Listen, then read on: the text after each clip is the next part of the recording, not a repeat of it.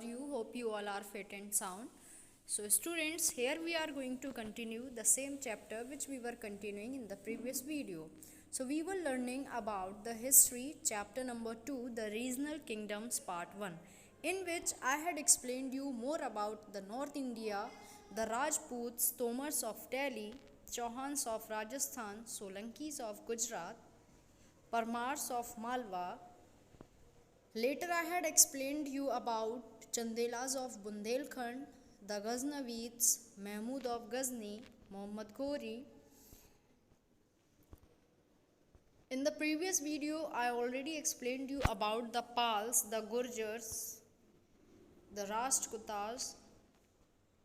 So here we will learn about the Cholas. This is the new topic and you can say the topic of the day is the Cholas. The Cholas established a powerful empire in South India.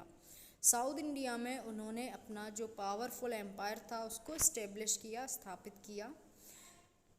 That is why they are known as the imperial Cholas. इसीलिए इनको imperial Cholas कहा गया.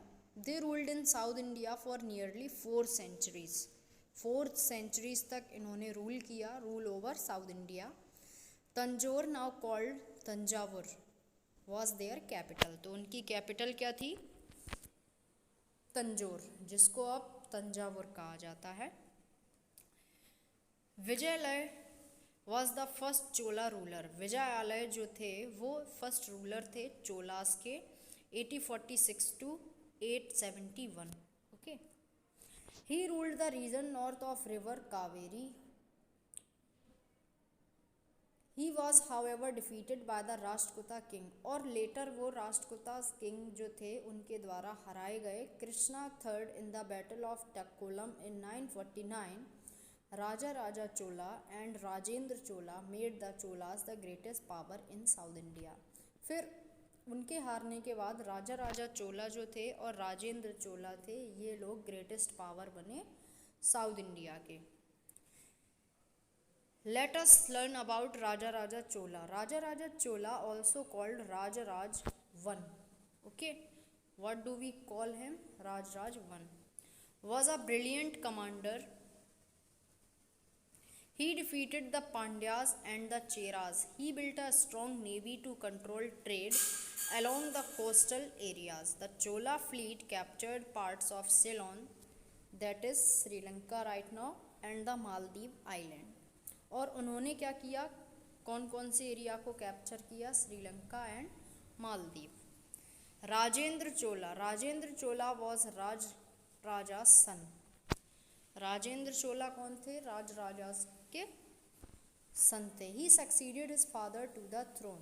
Rajendra Chola made the empire even more powerful. His army defeated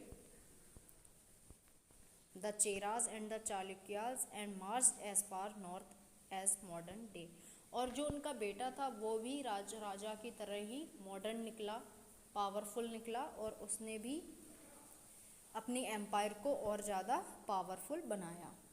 cultural achievements जो थे history में, like temples. The Cholas were great temple builders. Cholas जो थे वो बहुत ही अच्छे महान टेम्पल बिल्डर्स थे. Most of their temples were built in the Dravidian style. The Brihadeshwar temple at Thanjavur is the example of Chola temple. Okay, जो Dravidian style था उनका, थंजावुर टेम्पल जो है वो फाइनेस्ट एग्जाम्पल है चोला टेम्पायर आर्किटेक्चर्स का.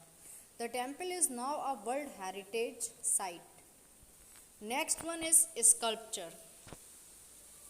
The Cholas also excelled at making images of gods and goddesses. These images were either of stone or bronze. वो भगवान देवी देवताओं की मूर्तियाँ भी बनाया करते थे, इमेजेस, छवियाँ बनाया करते थे, जो कि कैसी रहती थी? स्टोन से बनाया करते थे. The bronze image of Lord Shiva as Nataraj, Lord of Dance, is one of the finest specimens of Chola art. Shiv जी जो तांडव करते हैं, शिव जी का भी उन्होंने ब्रॉन्ज इमेज बनाया जिसको नटराज कहा गया, जिसको आप यहाँ पर देख सकते हैं.